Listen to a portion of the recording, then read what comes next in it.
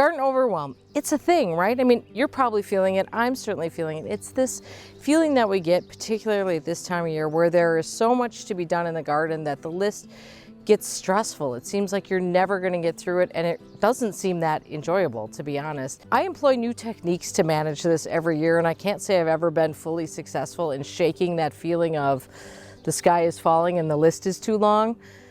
But I do find a few little things that help me. And one of the things that I've been trying to do more of is tackle projects when I think of them rather than add them to either the mental list or the list on my phone. So that means that when I see a little something that needs to be done, if I can complete that job in a couple of minutes or less, just do it and get it over with.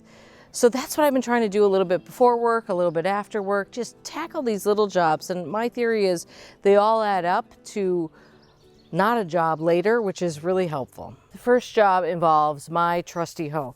This little corner of the garden, there's tiny little seedlings popping up here. I don't know what they are. Whatever they are, I don't want them. And I also have a few little weeds here. I'm just gonna quick grab this corner right now. It was as simple as grabbing my hoe. And of course I could keep going. This is the problem. Sometimes you get stuck on these jobs and you keep going. But I just wanted to tackle this little corner. I see it every day when I'm walking by. And so if I can get that off my radar, that's done. And I can go around this whole bed probably actually really quickly. And the thing is that if you catch these weeds when they're small, well, then they don't become big. And bigger weeds are harder to tackle. I'm even grabbing some creeping Charlie as well, at least rooting it out. It won't get it out fully, but at least I'm getting it out of that area. Okay, so that's one job done right there. Yes, there's a few remnants there. They'll just die in place. I'm not worried about it. Then as long as I happen to be standing here, there's a Hackenlacloa, I think this is all gold, that I forgot when I was cutting things back. So I grabbed this little sickle tool and just gonna give that a slice just to clean that up. It is starting to put up new growth, so I just have to be careful not to cut that new growth. Now, I could choose to clean this up right now, or I could just leave it when I go around and rake everything else up. It's one less job to do right now. So that was 2 jobs in about a minute that I got done. It's one little tiny corner, but it's one little tiny corner I don't have to deal with later. So the next job to do here is to put my plant surges on. Now, plant surge is this little strong magnetic gizmo. I talked about this last year in a video briefly. I actually originally heard about this on Bunny Guinness's gardening channel, and I bought some, and the company reached out to me and they said, would you like to do a video for us? And I said, no, I needed to try it out for a year. Well, hi. So it looks different than it did last year because they've redesigned it now. But basically this is 2 sets of magnets. You just clip it onto your hose. It literally couldn't be faster or easier. And what it does is it collects the lime scale. So if you've got hard water like we do and you use a water softener to soften your water in your house, it's really bad to water your plants with softened water. So I try not to do that ever. So, but you know how lime scale collects in your pipes and everything else?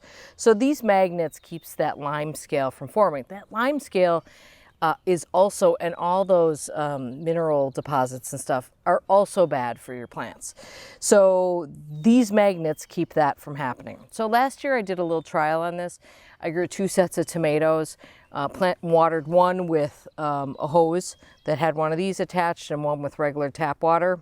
Very quickly I saw that there was a big difference between the two, and I actually just started using these plant surges on all my hoses. So my personal sort of experiments with this stopped there because I just put them on all my hoses because it seemed like the easiest thing to do. So why not do it since I had seen those good results? But since then, the company has had some independent studies done.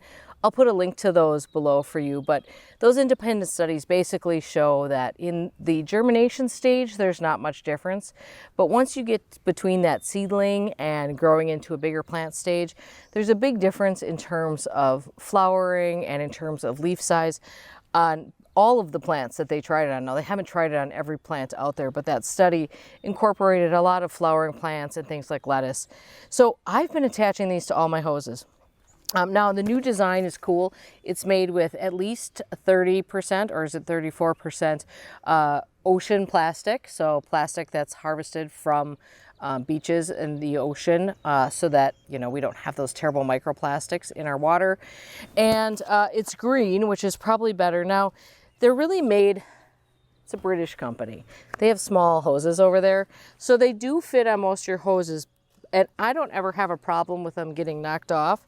But they do come with little screws, and there's holes in there, so you can screw them on to your hose if you feel like it's going to be a problem. It's not ever been a problem for me. So that's it. That's all you have to do. It's good for life. It never wears out, and they do have a no questions asked money back guarantee. So it tells me that they're standing behind their product. So that's the Plant Surge over here, but I have another one that I want to show you, because I do put these on every hose I have, but it's best to have it as close to where the water is coming out, at least that's what they told me, as you can. So I like to put these here so that the whole hose is essentially treated.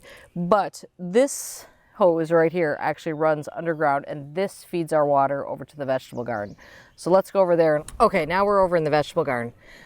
I had a terrible time with my drip system in the vegetable garden last year. Now, I use these little 1/4-inch drip tubes running through my beds that have holes every 6 or 9 inches. And my garden beds were not getting properly watered, and I couldn't figure out what the heck was going on. And then I looked, and all the holes were clogged with lime scale. So I really want to avoid that. I had to replace most of them. I replaced as many as I could get drip tubing for last year, of course, because I couldn't get that. So I would like to avoid that problem. And so for that, I have this thing, which looks like it's something really fancy. And this is the Plant Surge Extra Large. This is for, you know, your big applications. But what's nice is that I'm going to put it on this side. This is where the water comes up, and it feeds into both our timer system and the hose that I run here. So I only need this one to manage any water that's going to happen over here. Now, it comes with 4 big bolts to hold it on, and the appropriate Allen wrench to put it on, and it's just as easy to get on. So you can see that the bolts were plenty long to fit over a really large pipe. I actually didn't even really need them. The magnet was enough to hold it, but I put it on there anyway. This is my drip tubing. Last year, when I started looking into why things were not looking good, I realized that there was actually lime scale like coming out of the holes, so I probably should have picked up on that sooner than I did. In any case, this is all new. Most of the beds have new drip as of the end of last summer, and I'm hoping we can prevent that problem again in the future by using that Plant Surge. So those are just 3 jobs. They probably took me a total of 10 minutes, and that includes getting the tools and hauling the camera around. Take it little bits at a time. Don't let the garden overwhelm get you guys. At some point you have to say what gets done, and what doesn't. And at some point you have to just go enjoy your summer and have some fun, right? All right, you have a great day in your garden. Don't let it get to you. We'll see you soon. Thanks for watching. Bye.